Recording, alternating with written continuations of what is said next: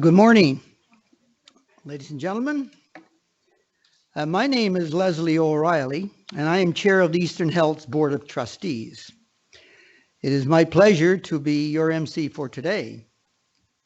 I would like to welcome you to Eastern Health's annual general meeting, and we will be presenting some highlights and update you on the development and changes that we've seen during the fiscal year April 2017 to March of this year. Today we are broadcasting live on Skype technology to our employees and physicians who could not be here with us in person today. For those in the audience, please be advised that the session has been recorded so we can share our success stories with others across the network. First of all, I would like to introduce you to our head table. Just before I do, I would like to welcome people from the general public who are here today. We appreciate your interest in Eastern Health and hope that you do come to understand some more in-depth services from Eastern Health as we work through the morning. Sitting at our table this morning, we have Sharon Forsey. Sharon's to my immediate left. Sharon is a board of trustee and she chairs our finance committee. And David Diamond. David is no stranger to most of you, probably to all of you. And David is our chief executive officer and who has been with us for the past number of years. I would like to acknowledge some of my fellow trustees who are here today. I'm going to ask them to stand as I call their names. Dr. Marilyn Thompson. Marilyn. Tara Lang. Hi, Tara. Sharon, I introduced. Lynn Wade. Lynn. Amanda Cull. Hi, Amanda. And Dr. Peter Ford. Hi, Peter, welcome. Our Vice Chair, Bob Andrews, will be here a little late this morning.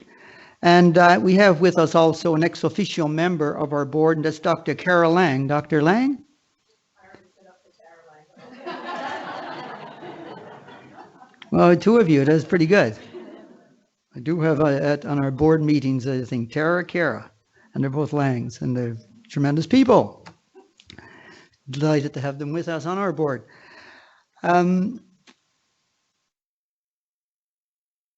If you are not already aware, I just would like to speak to the role of the Board of Trustees. All of us on Eastern Health Board of Trustees are volunteers. Each one of us bring distinctive backgrounds to our work. We have a rich area of expertise right across the board. And they're all dedicated, we are all dedicated to bringing high quality health care for our patients, clients, and residents. And when you think about it, the size of Eastern Health, I had a discussion yesterday evening with some people, and we were talking about the scale of Eastern Health.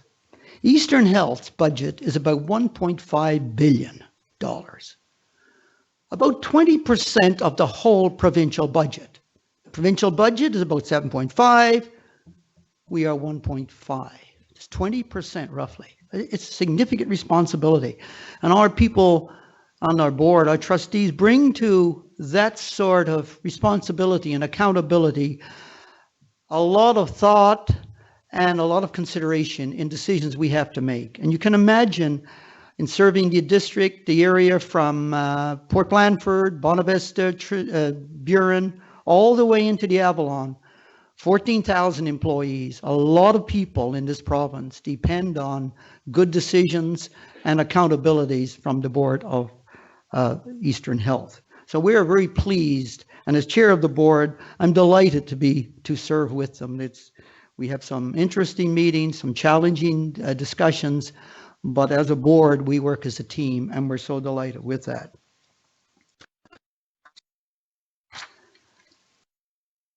I would like to also, on behalf of the board, just speak for a moment about the structure of the board. We have three standing committees on the board. One is Finance and Audit. And of course, Finance and Audit has been with us for years in terms of the committees taking responsibility for giving oversight and advice in terms of finance and audits with regard to that amount of money. You can just think about it, right? It's a scale, a big scale. Sound like Donald Trump, but basically it is, you know, in this province, to think about it, of the responsibility, it's huge. We have a committee, the committee on health and quality assurance and safety. It's a very important committee, and with new legislation coming down on patient safety and other new legislation coming into our jurisdiction, the importance of having a subcommittee of our board who really have oversight for quality assurance, for safety right across the system, and working with a dedicated group of executive and staff right across the organization. It's again, it places on their shoulders a lot of the importance of thought, responsible decision making, and that we have been very successful in working together. The other committee, which we've established, is the third, is governance and planning. And that's a new subcommittee of our board that we believe that it was important to ensure that governance today is not the way governance was 25 years ago, like most things we deal with in life. But the importance of having quality guidance from governance is really critical. You deal with ensuring that decisions that are made, that the trustees who you serve with, the diligence they bring to their work is taken care of. The members coming on as trustees, it's important that we have input into the process. And government has this new process, well, not new, it's 2 years old, of the Independence Appointments Committee, and they appoint members to the different boards around the province. And so we have opportunities for input into ensuring that our governance, the people coming to us and trustees, once they come with us, we work with them through professional programs to ensure that they understand and grasp the scope of responsibility of good governance. And good governance is across the board today, no matter where you are, which corporation, private, public. The importance of good governance is very significant to us, and we remind ourselves continuously of that. And of course, our committee, our subcommittee, takes responsibility for ensuring that our decisions, our policies, and our direction, our model for governance is in accordance with the best practices that one could find across this country. I would like to welcome also the employees from Eastern Health, our physicians who may be with us this morning, and volunteers who really serve the different regions in Burin, Bonavista, Whitburn, Conception Bay, St. John, wherever, the people who give the support to us that really get missed a lot, especially volunteers, is a group of people and individuals who really contribute so much to ensuring that all of us are really in a position to receive quality health care. To any of our representatives from our healthcare foundations, we have 6 healthcare foundations: Burin, Bonavista, Trinity Conception, and we have 3 major foundations here in St. John's. We have the Healthcare Foundation itself, we have Janeway, and we have Dr. Murphy. And many of us and many of you have probably had connections to these foundations, because for sure, all of us have been touched through some challenges in healthcare or in some problems that our families have experienced, that we return, if you want, to the whole sense of wanting to make a contribution, ensuring that our healthcare through our foundations remain supportive of the programs and the challenges that we face. I want to thank again the members of the foundation and the auxiliaries. Auxiliaries operate quietly And they're largely a carryover, if you want to, from the past in terms of how they operate in a number of healthcare hospitals, if we want. And but many of those people who come to auxiliary work around those hospitals continue, and they contribute every of their commitment, if you want to the hospitals and the clinics in which they contribute. And to members, I really want to acknowledge the executive team. I have worked with many teams in my careers, and I have never worked with a team as more, if you want to, committed than we have in Eastern Health. They're a group of people who have tremendous passion, commitment, and dedication to healthcare. And at coming to Eastern Health as I do, I find it really fascinating to sit around the table and enjoy the dialogue, the quality of dialogue and thought that I hear around the table, and the go forward, innovative thinking that you hear around that table as to how we're addressing new healthcare models. And healthcare modeling is a big step forward today, and that all of us are looking for best practices and how we can build on some of the models we have, and we have lots of examples of that. Just before I get to our finance report, I want to provide a bit of background, more background about Eastern Health. Eastern Health, I indicated earlier, has a significant budget responsibility. We actually provide service to a number of, the hospitals here are, when you think of Eastern Health, you think of the health science, think of the St. Clair's, the hospitals, right? But if you really look at the role we play a much more significant role. And there's probably very few families in this province who are not touched by the services coming out of Eastern Health. I just want to talk to you, just give you a sense for that.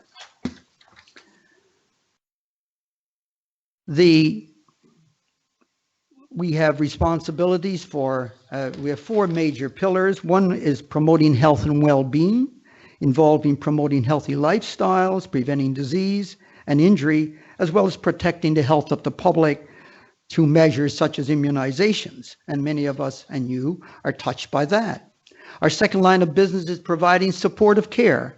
This entails a wide range of services, including community supports for people who live with developmental challenges and providing residential care, such as this long-term care facility in which we are meeting this morning. Interesting on long-term care.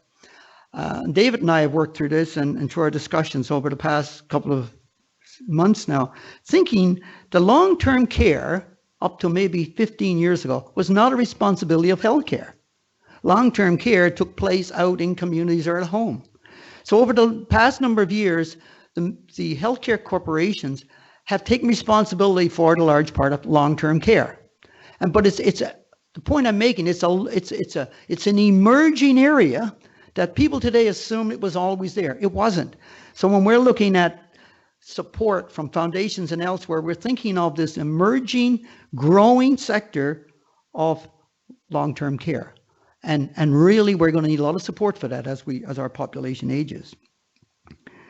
So we are also advancing knowledge. We basically are spending more and more time now looking at innovation, how we innovate everything we do, every aspect of our work. We want to cause our people to start thinking about innovation and dealing with partnerships and dealing with people. How do we not just do what we have been doing and say we fix things, but how can we stimulate the idea of thinking differently and seeing healthcare and the health budget not as a problem, but as an opportunity to really grow ideas and get our people growing enthusiastically by wanting to come to work in the morning.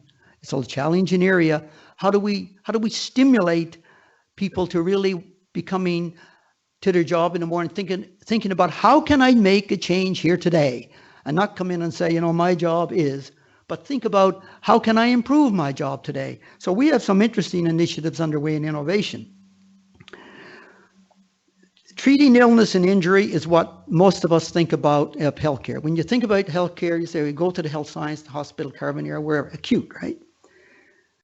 But that's the largest part of our business. It encompasses client and patient assessments, investigations and intervention in primary care, acute care, and community settings throughout the region. Many of you are certainly familiar with the Eastern Health. There's a sign on Eastern Health right around the whole region, wherever you go in certain sectors and regions of this area. Services are provided in healthcare facilities, community health centers, general hospitals, specialty hospitals, rehabilitation centers, cancer care, mental health and addictions, and numerous other specialty centers, as well as client homes. So we are looking forward then to, I guess, building on the strengths and the services we deliver in these areas. And I would just like you to go away today thinking about the breadth on the scope of the services we provide, not only here, but also in other parts of the province. I would now like to introduce Sharon. And before I do, I should go to my approval of minutes, I guess, to get to my order of business here, lest my governance committee gives me a reprimand at the end of the meeting, which we do also, by the way. We have responsibilities to evaluate our meetings. How well are we doing as a board? How well do I do as chair?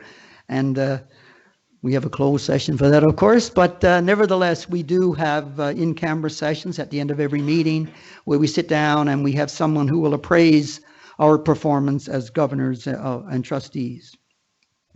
So going back then to the draft minutes of the last meeting of September 27th. They have been circulated to our trustees and circulated around the system. And do I have a motion to adopt these minutes? Marilyn, do I have a seconder? Thank you, Tara. I think it was Tara, was it? Leon, your left hand went up and Tara's right hand went up. I just wonder what was going on. So thanks very much. Are there any errors or omissions? If not, you have a vote. Are all those in favor? Contrary minded? Motion is carried. I'm now going to invite Sharon Forsey on behalf of the Board Finance Committee to give her report on behalf of her committee. Please welcome Sharon.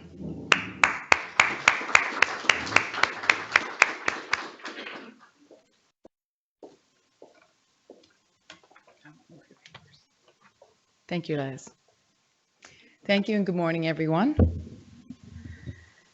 Mr. O'Reilly, Mr. Diamond, fellow board members, invited guests, staff, and members of the general public. I'm pleased to present for adoption at the annual general meeting the financial statements of the Eastern Regional Health Authority for the fiscal year ended March 31st, 2018.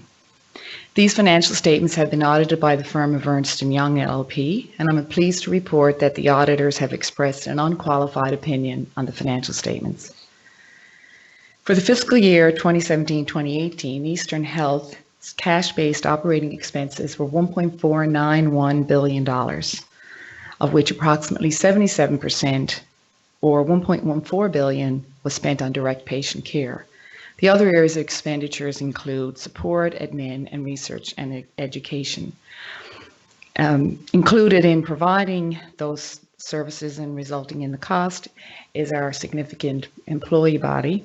For the fiscal year ended March 31st, 2018, Eastern Health had 12,571 employees. And as of June 29th, 2018, Eastern Health had 620 physicians, of which 156 were salaried.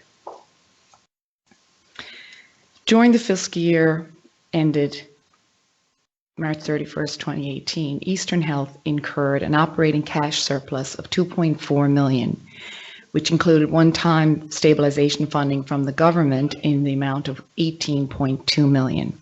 As a result, the cash surplus was applied to reduce the Health Authority's accumulated deficit. A breakdown of Eastern Health's financial information can be found on the operating and revenue expenditure section of the annual report.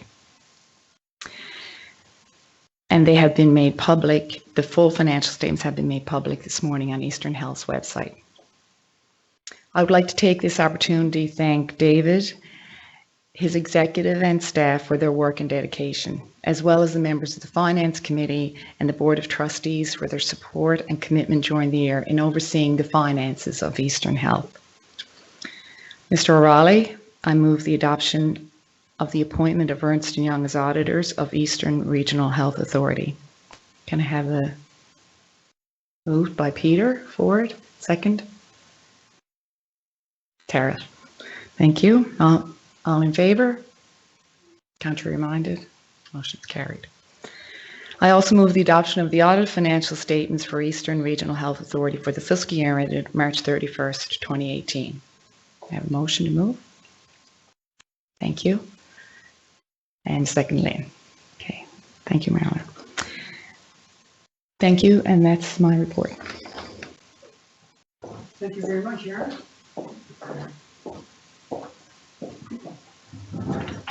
My glasses here. Not that I need them, just like first of all. I would also like to welcome this morning Dr. David Brazel. Maybe David, you could be doctor, just a matter of standing around long enough. And you and my meeting, maybe we could, right? We officiate. David is the MHA for Conception Bay, East Bell Island. See, getting there in politics too. So thanks very much for coming by this morning and for our discussions over the last little while. Sharon, thank you very, very much for this report. As we indicated, the numbers are on our website this morning, and they're there for anyone to view and question. But it does show, I think, the breadth of services in terms of how to budget percentage-wise where it's going to really, when you think of those monies, right? And you think of the 77% in itself, it's going for services, taking care of us as citizens, and it's a major figure and commitment.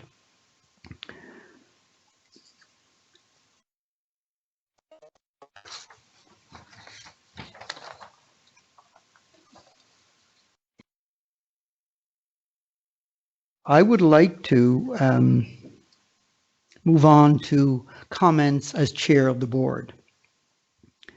This morning, I'm going to reference three areas.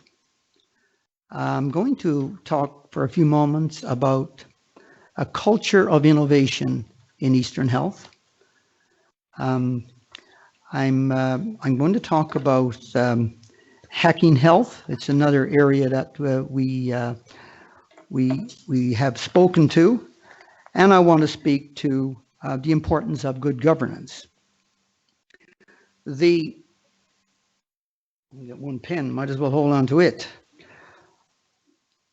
At Eastern Health, we have endorsed and stimulated a culture of innovation. I referenced it earlier, but it's a culture, it's a collaborative way of thinking across a network of people and focus on every day been creating a stimulating environment so that we can foster a positive attitude and environment, and we become more involved in thinking of research and taking our initiatives to a higher level.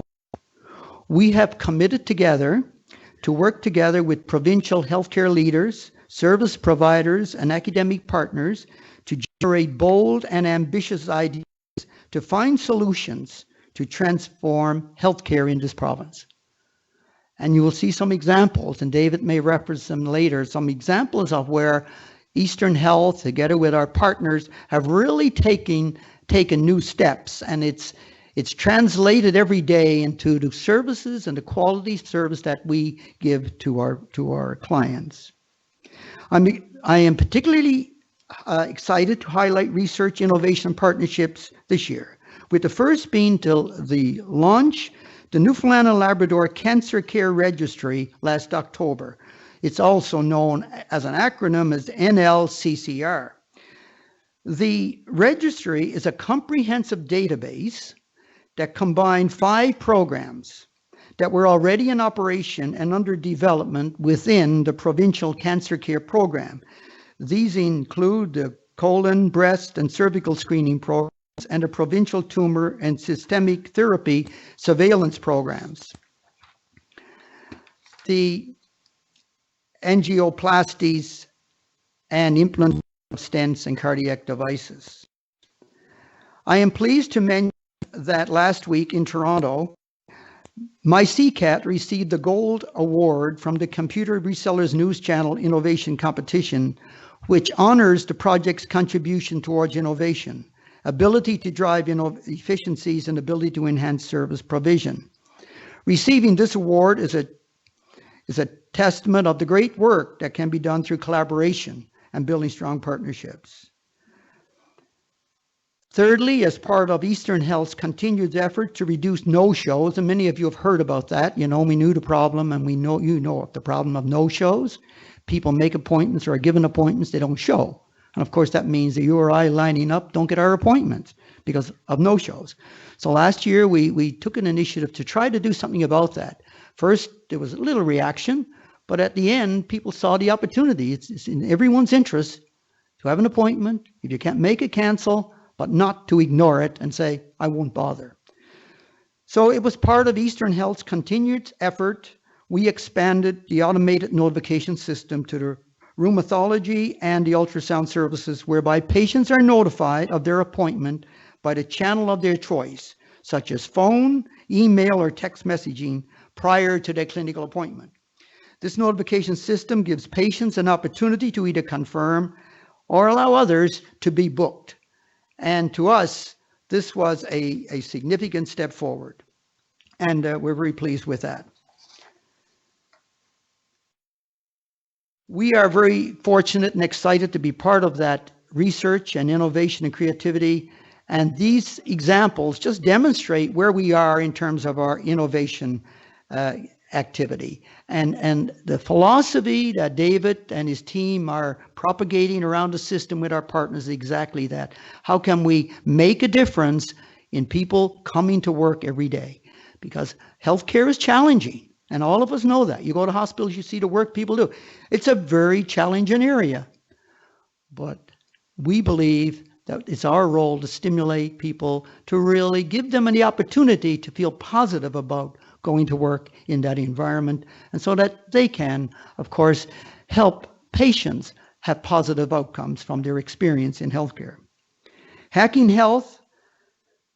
We have been involved with Hacking Health for a few years now, but that's an interesting concept. It's a global movement focused on accelerating the adoption of technology in healthcare. And we keep talking about technology in healthcare. And really, if you want to, simplifying our understanding of what technology can do and how it can bring improvement to the healthcare system. Technology creators and healthcare professionals from a wide range of backgrounds collaborate on identifying realistic solutions to frontline problems. And you think about it, if you really want to find solutions to problems, there's one thing for sure, we have problems. And in any hospital setting, clinic setting, we have lots of problems that can be identified. It's finding solutions that Hacking Health is about. At this year's Hacking Health, Eastern Health partnered with Mobia Technology Innovations to create a new web-based referral system for clinicians at the Health Science Center called MyCCAth. This project aims to facilitate and expedite the referral process for Newfoundland and Labrador patients who require cardiac catheterization, cath lab services such as angiograms, And I guess with this whole angioplasties and implementation of stents and cardiac devices.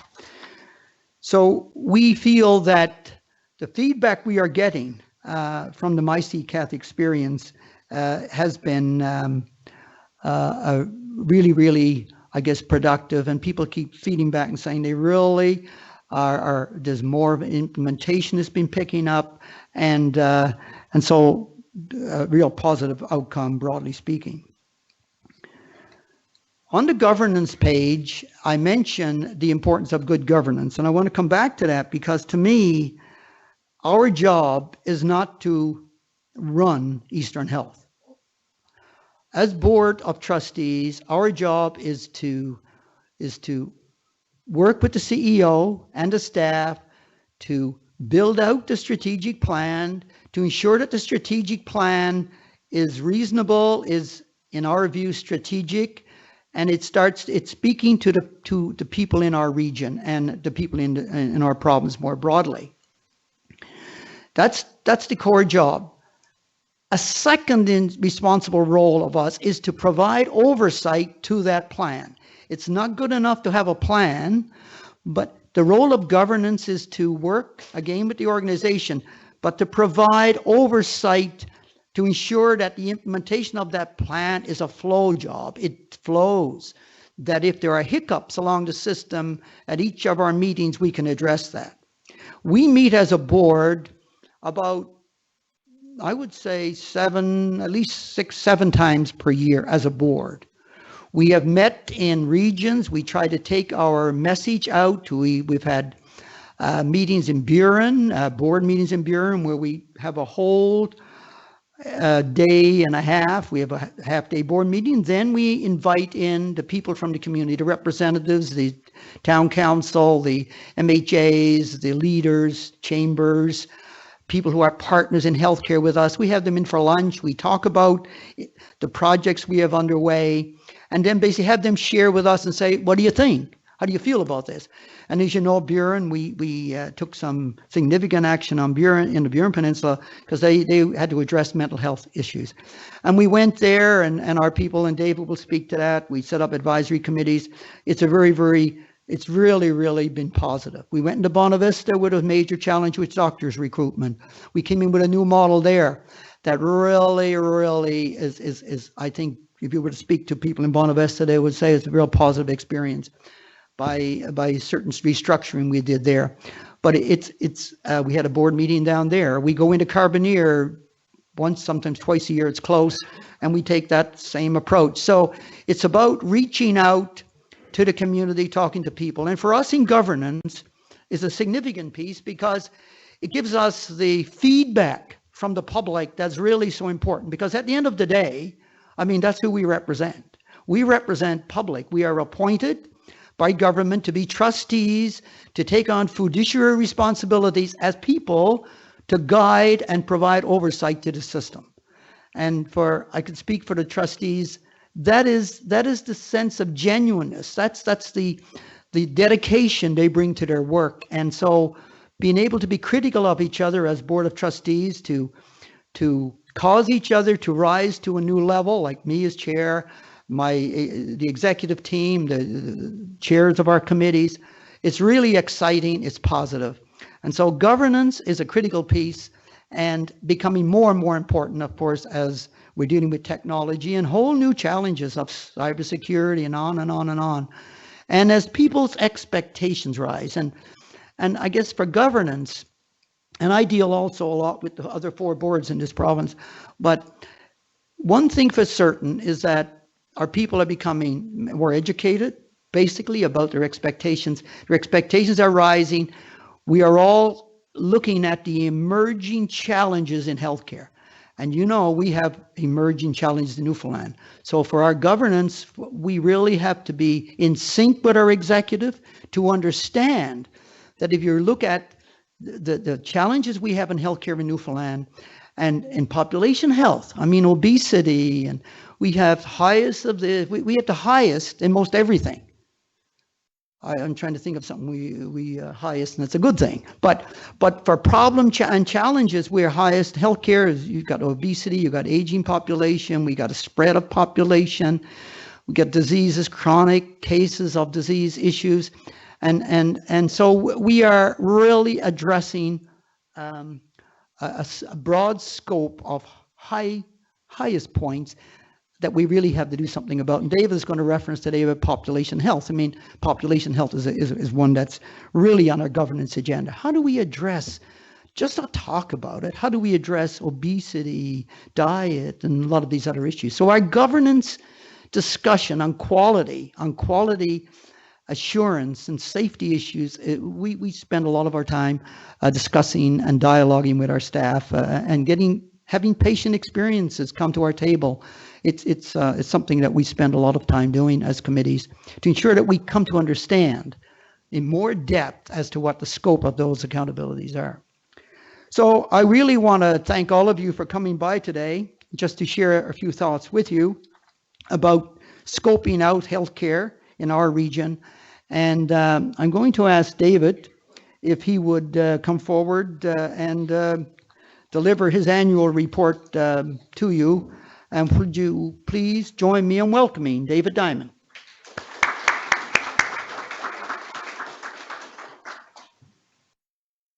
Thank you very much, Les. As you can see, lack of passion is not something we suffer from with our board. Thank you, Les, and to the board for your leadership. It's always great to be here at these AGMs and share some of what's happened in the last year.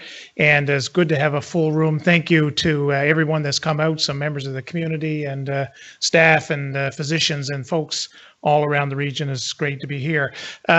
This is a really good organization to be part of, and I hope you feel that as passionately as I do. This is the fourth time I've had an opportunity to do one of these updates, and this is a good place to work. Healthcare is a challenging place, and you've heard some of that from Les. So, you know, we have big budgets and we have huge accountabilities and we have lots of pressures and expectations and different challenges. But I was reminded last week I had an opportunity to sit as part of a panel of international CEOs in healthcare systems talking about healthcare innovation. And I was struck by a chap who I never heard of before in an organization I never heard of before, but Northwell Health, which apparently is the biggest health system in New York State, talked about the challenges in healthcare, but this is actually the best time to be alive as far as healthcare is concerned. So the things that we can do now with technology and the knowledge that we have as a health system and as providers in the health system is unlike anything we've ever had before. I was reminded this week because I was at the Janeway Health Foundation's AGM, and Lynn put up, did a little video clip of all of the child health champions from the different provinces with the telethons this year, and they choose somebody as a representative, and they showed pictures of all of these kids from all across Canada with very complex diseases, most of them. And I would think that 25 years ago, they wouldn't be on that video. We couldn't have done anything for the types of things that these folks now are. Hopefully many of them will live long and productive lives as a result of what we're able to do. This is the best of times. So I'm excited to be here. I'm excited to share. There's a lot of stuff going on in Eastern Health. It's overwhelming how much stuff is going on. Most of it is good. And so we'll have to stick to my notes, as otherwise we'll be here for a long time. My role this morning is to talk about our what's happened in the last year as far as our strategic plan goes. And so I'll try and stick to that with only a couple of minor diversions potentially. This last year marks the completion of our first year of our strategic plan for 2017-2020, called Lighting the Way, Navigating Together.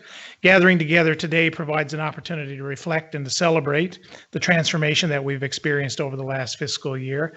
And it's also a time to formally thank so many people and acknowledge the successes of our talented team of staff and physicians and volunteers across Eastern Health and around the province.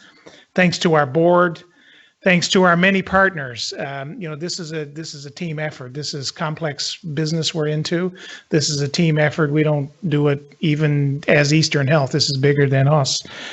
We have lots of partners, our foundations, several of whom are represented here today, and thank you for that. Our municipalities, our community advisory committees that Les talked about, our partners in health, the Center for Health Information. Steve, it's good to have you with us this morning. The other RHAs, the provincial government, the private sector, whom we're more and more involved in with some of the innovations that Les talked about, social agencies, Gathering Place, Choices for Youth, Salvation Army, others. So this is a team effort. What we're about in changing the health of the population is a team effort. And so thank you to all of you who are involved in that effort. And we look forward to another year ahead as we've had in the past. As I do this time each year, I'd like to highlight some of the achievements related to the strategic plan, our 5 strategic priorities, and these include access and quality and safety, population health, a healthy workplace, and sustainability. The first one is access.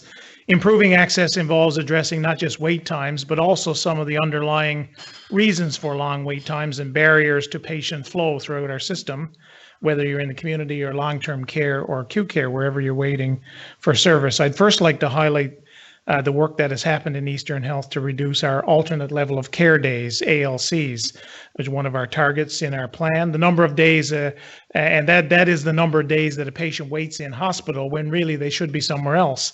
And that could be in the home, it could be in long-term care, somewhere else where they would be better cared for. This past fiscal year, Eastern Health has seen a downward trend in the number of ALC days from 13% in 2014-15 to 10.1%. And that is significant because that is a key piece of allowing us as a health system to have a bed in an acute center available when somebody needs it. We're not likely in the next 5 years to build more acute care facilities. We're not going to build another health sciences center. But as the population ages, and any of us in this room who needs a bed, when we need the bed, we need the bed. If we've got somebody in the health sciences center who should be in long-term care, or hopefully more and more who could be cared for quite effectively in the home, we need to make sure that that's happening. And so that's improvement in ALC days is quite significant for us in terms of sustaining the system. And here's where I'll go off script for one time. I just want to acknowledge the work that's been done around patient flow at the Health Sciences Center and at St. Clair. So we've had a team of frontline staff, nurses and social workers and IT folks who have come together and worked on a project over the course of 3 months. And what they've developed is basically air traffic control. They have screens. If you go into their office, they've got screens all up, and they can say who's in emergency and who's on this medicine unit and who's in surgery and when are you going and what do you need so that we can move you on to the next level. It's air traffic control, and this didn't exist before, and they've created it. So Les talked about innovation.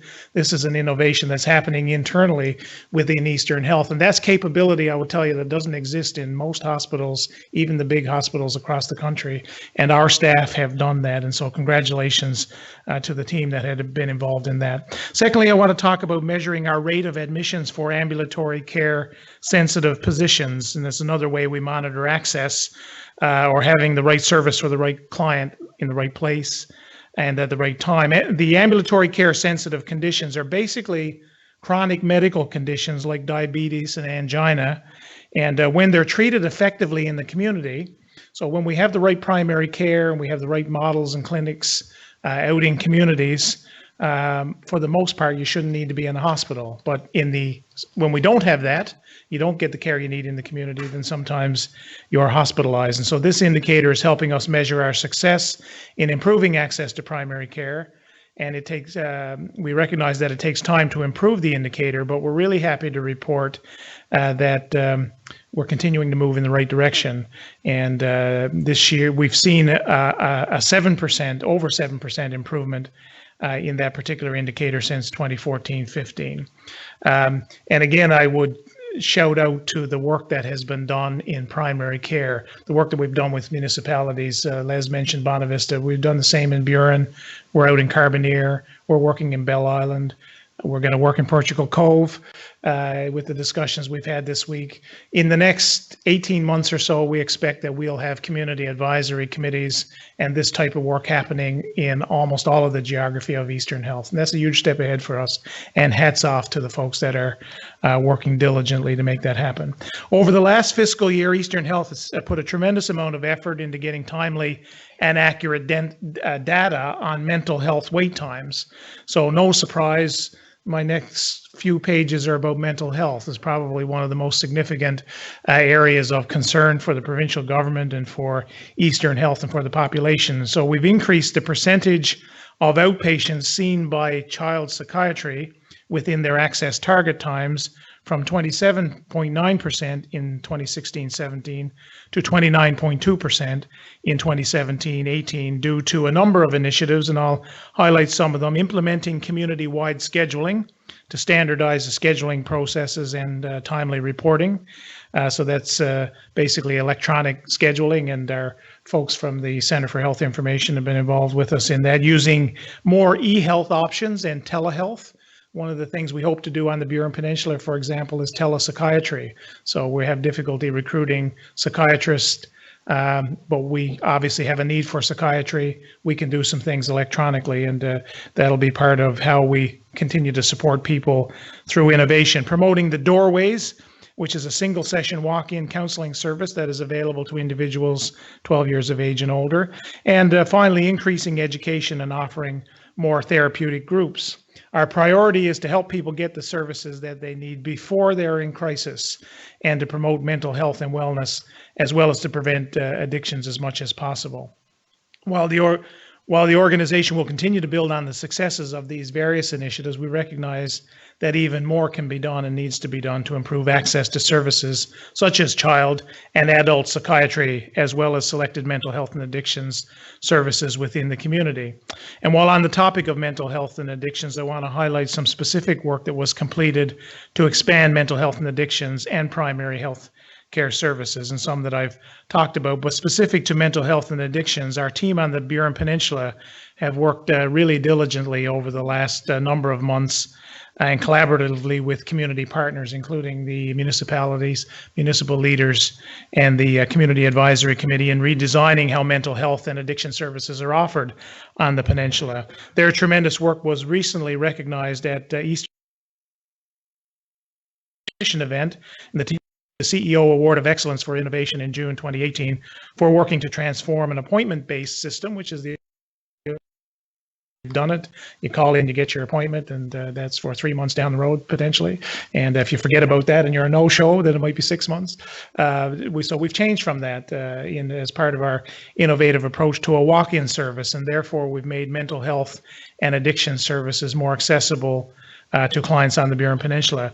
Through the team's hard work and determination, the wait list for mental health and addictions was reduced from 100 to 0. And there's no longer any wait for service if you need that on the Burin Peninsula. So that's quite amazing. This work, in addition to many other improvements we've made to improve data quality and developing consistent approaches to measuring wait times, aligns with the recommendations from the All-Party Committee on Mental Health and Addictions and the excellent ongoing work provincially to improve mental health and addiction services. And before I talk about progress made within our next priority, I want to highlight an important milestone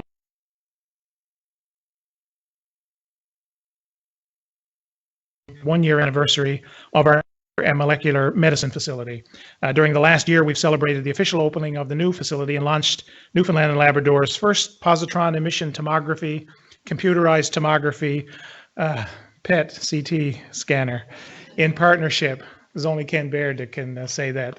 The new PET center that we've opened at the Health Sciences Center site, and that's a partnership with the government and with Memorial University, and of course with the Healthcare Foundation. Launching this service was significant both for Eastern Health and for the people of the province, since the PET CT scanner gives patients access to leading edge medical equipment that offers improved assessment, diagnosis, and treatment of certain types of cancer, cardiac disease, and some neurological disorders.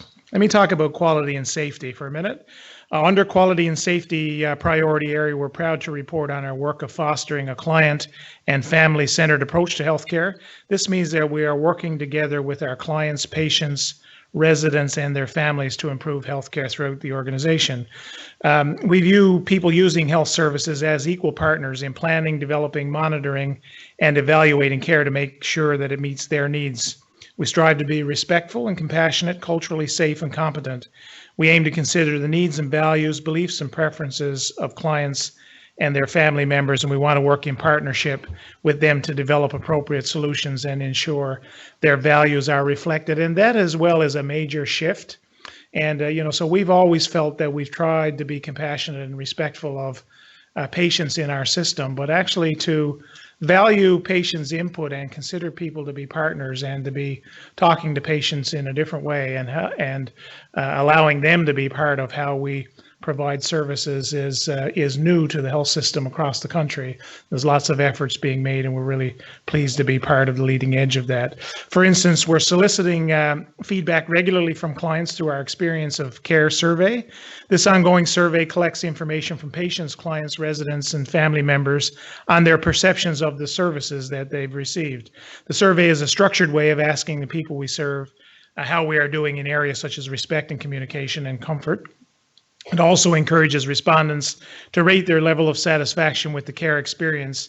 We then use the information to collect and make improvements to services, safety, and the care environment. And if you see these surveys floating around, if you're in that category, we do encourage you to participate in that. And it does drive a discussion in our organization, at our board, at our executive, down through the management structure and within various teams. So it is significant. We are quite interested in building our services around what will meet your needs as a patient, and so we'd encourage you to participate in that.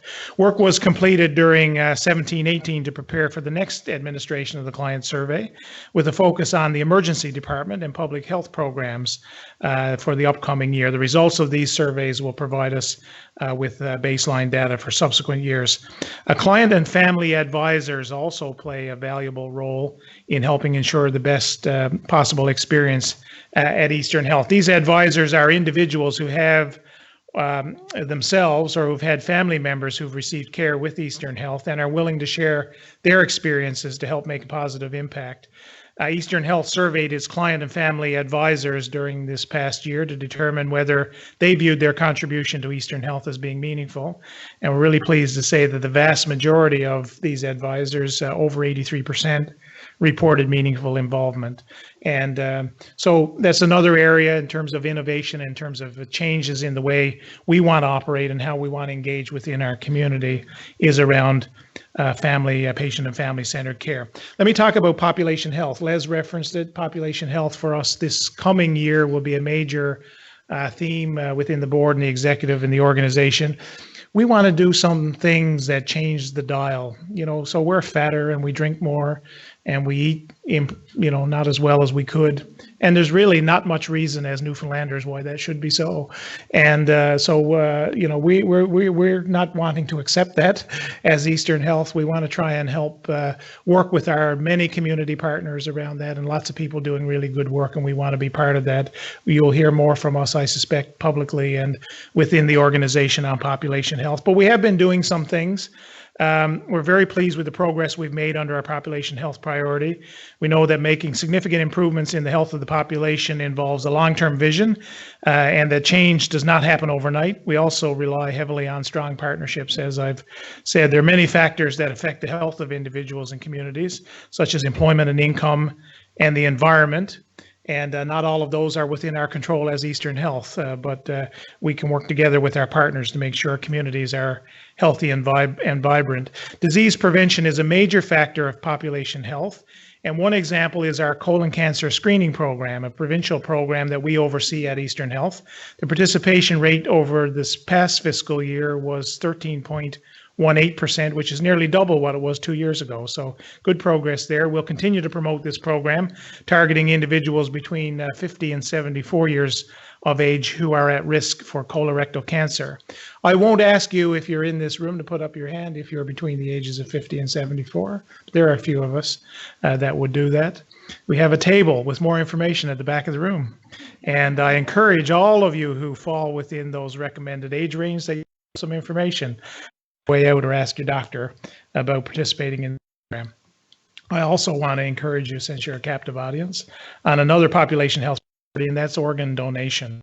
Eastern Health is responsible for the provincial organ procurement exchange, which is, of course, a provincial program known as OPEN. I encourage you to talk to your family doctor about organ donation and ensure that you've identified yourself as an organ donor on your MCP card. We're very pleased to report that our organ donation consent rate, which is a provincial rate, has increased over the last fiscal year from 42% to 56%. And that's excellent news. And it's excellent news if you're sitting on a wait list, or if you've got a family member or a friend sitting on a wait list, and I've been there, so I know how this works from the family side. So again, encourage all of us who might hear this today, and for those of you who might go back into your communities to promote the OPEN program. Let me talk a little bit about workplace health and healthy workplace. And I'm really pleased to see this year that this has become a separate priority in our strategic plan. And this was based on feedback that we had from our employees. We heard that healthy workplace should be a priority on its own to give it more emphasis. We've got 13,000 employees, so impacting the health of 13,000 people and their spouses and family members, we take as a significant responsibility. And it's as a regional health authority, we want to make sure that we promote health and wellness internally, and that we remind each other of the importance of being healthy ourselves. I'd like to highlight our continuing work on employee and physician engagement, and this means that Eastern Health focuses on how positively employees and physicians speak about the organization, how committed they are to staying, and how much effort they're willing to demonstrate for Eastern Health to be successful. And, you know, engagement is a real challenge, not just for us, but really for all big organizations anywhere. And so that's not unique to our environment, but it is something that we take seriously. We're working on a provincial level with the Department of Health and Community Services and with the other RHAs and the Centre for Health Information on ways to improve our engagement. We've also been working on improving our rate of sick leave over the last number of years. We've experienced success through several initiatives and programs throughout the region.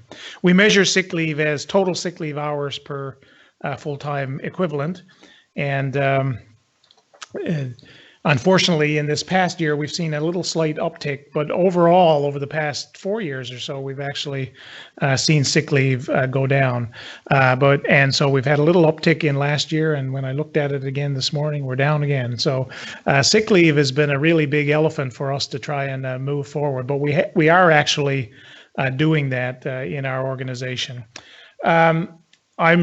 One of the things I just want to reflect is in mental health. So part of the challenges for sick leave in an organization as big as ours is that our 13,000 employees are as impacted as the rest of the population when it comes to mental health. And I've had the privilege in the last 8 months or so to meet a half a dozen employees of Eastern Health from various programs, from paramedicine, from cancer care, from critical care, from long-term care, who have experienced significant mental health issues and actually have been injured in terms of their mental health by the work that they do in caring for our patients. And that's a very powerful thing, to sit across the table from somebody who has suffered from PTSD, as an example, and to talk about their experiences and how that's happened in the course of their duty, and how our organization supports or doesn't support them when they find themselves in that. So that is very much influencing our thinking as an executive team, and some of the VPs have been part of those discussions. So we're very happy to report that we've got an increased emphasis on employee mental health in Eastern Health. In particular, we're committed to the National Standard of Canada for Psychological Health and Safety in the workplace. And this means that we're committed to protecting the health and safety of all our employees. And of course, that includes what we traditionally think of as physical health and safety, but now also psychological health and safety. Lastly, I want to talk about sustainability.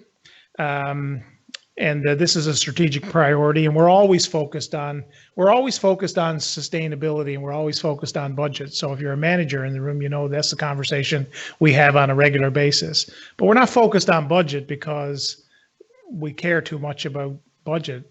we care about maximizing the service we can provide for the significant amount of money we've been given by the province to actually provide service.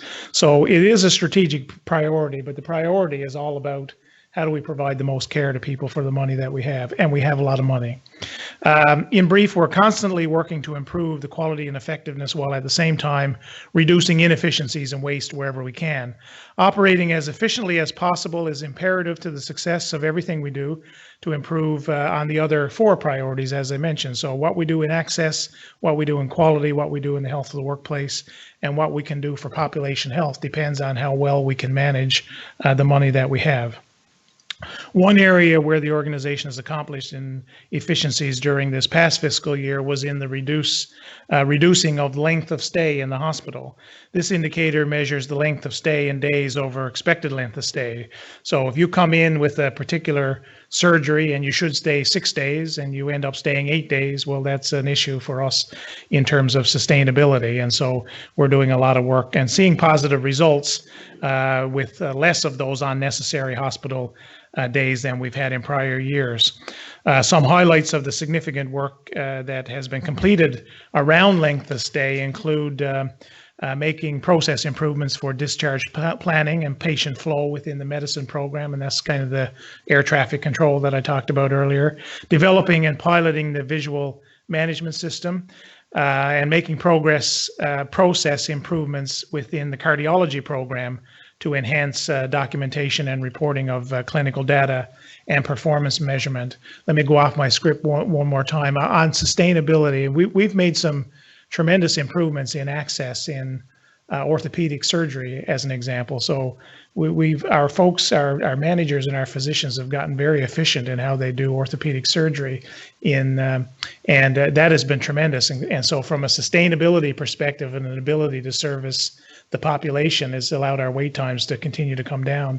In cardiology and our cardiology folks that need cardiac surgery, we're doing more cardiac surgery now than we've been able to do because we've done some project work and we've gotten more efficient. And in the cardiac cath lab with the people that need cardiac cath procedures, we're becoming more efficient in how we do that. The paradox in terms of sustainability is that as you do that, we get more people off the wait list and we certainly service the population much better. But as we get more people through, we're spending more money in supplies. And so we've done tremendous work in orthopedics and we've gotten really efficient in orthopedics and it costs us $1 million more. And so these are things that we continue to work on. We continue to want to do that and want to be as efficient as we can, but that then drives us into other budget discussions elsewhere. So we want to make sure across the organization we're finding the money and being as effective as we can to support those kinds of things where the more efficient we get, sometimes the more money we spend. Eastern Health has done a tremendous amount of work in reducing no-shows. We talked about, Les talked about earlier in selected areas, and that includes ultrasound and ENT at the Janeway and urology clinics at the Health Sciences. And although the rate has not shown a reduction in 2017-18, it's important to note that these interventions didn't begin until late in the fiscal year, and so we're looking forward to reporting significantly next year. I know my time is probably long gone. Let me highlight just a couple of other innovations in terms of sustainability, and then we'll close out. One was in Steamplicity. So this year in March, in partnership with Compass Group, Eastern Health implemented the Steamplicity new food service model. So if you've been a patient, hopefully you've had a much better experience, but it's also going to save us $2 million a year to do what we think is a better service. And also the Pyxis supply system we have to distribute drugs in an electronic system, which will save us close to $1 million a year. So we're always looking for those new ways of doing things better so that we can serve patients and that we can do it more efficiently. So let me close and say, I would encourage you to read our annual performance report to see the other highlights for the fiscal year. we haven't printed our copies this year, so you may notice if you're used to getting them in the back. Over the last 18 months or so, one of the things we've done on sustainability is we've really cut down on printing. That sounds really stupid, except we've saved $1 million on cutting out some color and not printing things like annual reports that sit on the back and then we throw them out at the end. So if you want to see our annual report and go through the details, it is available electronically online, and we would refer you to that. So let me end it there. Thank you so much for those of you who are staff and physicians and associated in that way with our organization. Thanks for all you do. Those of you who are partners with us, the foundations, the Center for Health Information, the RHAs, private sector folks, government folks, and the municipalities, everybody that has interest enough to come out and hear the good things. Let us celebrate the things that have happened in the last year. And we're looking forward with a lot of anticipation to this next year. Les alluded to the innovation agenda that we have, and there's lots of exciting things happening. And but again, thank you for the opportunity, and have a great day.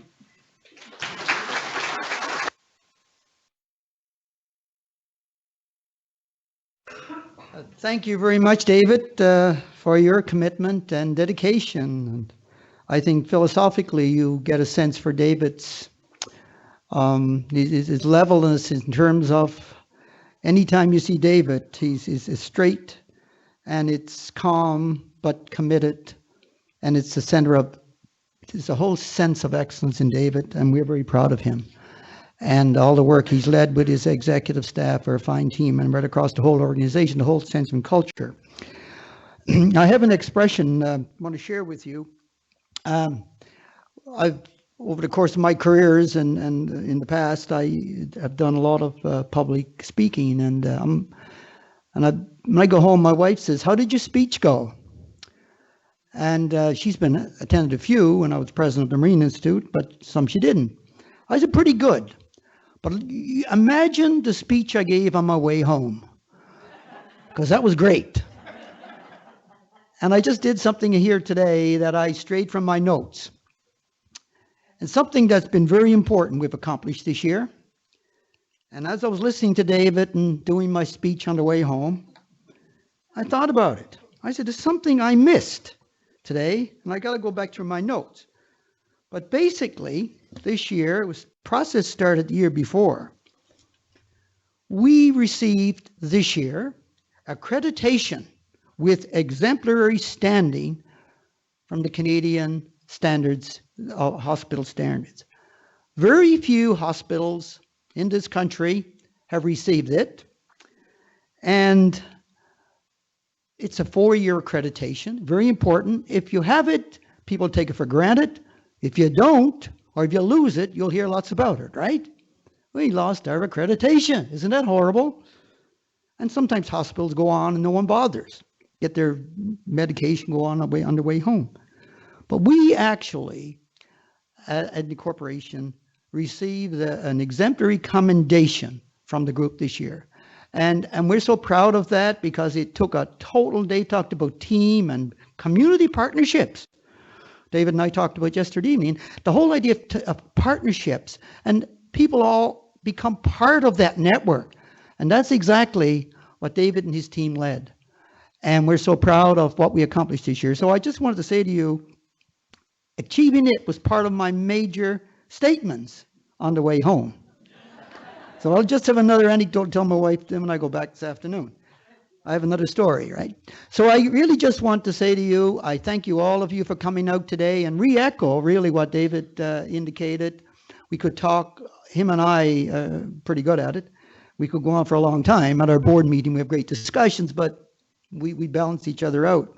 But I just want to say to you, I want to re-echo the commendation he made. Thanks to people who showed up here today. We know some of you have issues you wanted to discuss with us, but we really want to thank you for coming out. And you know, philosophically, where we are, we're not about making health issues tough. We want to really make it, put it in such a way that we actually can contribute to care for people. That is what we're about, our whole board, our whole organization. And we want to say to you, anytime you got questions, comments, feel free. And I think you get from David the openness and the transparency that we really project and operate within the system. So thank you for coming out today. I just want to close off the meeting now, and I'm going to take a moment and ask if there's any comment or question from the group. But first of all, I would just like to thank all of you for being here today, and the meeting, just prior to my comments, any questions?